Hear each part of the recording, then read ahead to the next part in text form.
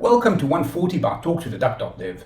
Today we'll discuss the amazing memory debugging capabilities in IntelliJ that can replace many dedicated tool chains, help you find memory leaks, and help you find what the hell is going on inside your application. One word of caution is that this is a very expensive tool, so it's off by default. When you don't need it, disable it so your debugging performance won't suffer.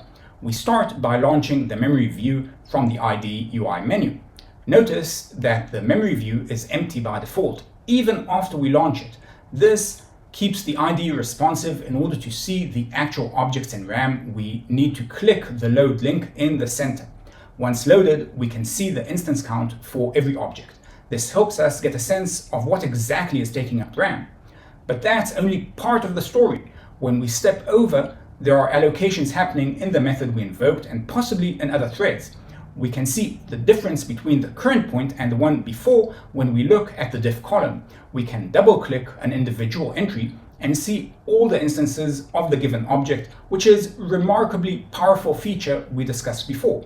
But this is tedious. I have a fast machine with a lot of RAM. I can just enable update loaded classes on debugger stop, and I will no longer need to press load explicitly. Only do that if your machine is a monster. Track new instance, it lets us explicitly track the individual allocations that are going on between 2 points.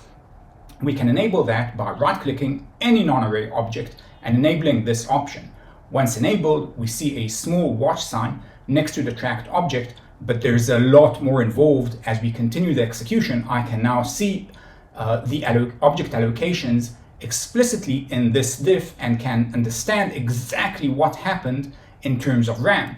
I can also click an individual object and see the stack trace that triggered it, all the way up to the literal call to new. Finally, up until now, I just showed step over, but everything I showed worked exactly the same when jumping between two breakpoints. Even if they're in separate methods, the diff will be between those 2 points. Check out Talk to the Duck.div and follow Debug Agent on Twitter to learn more. Thanks for watching.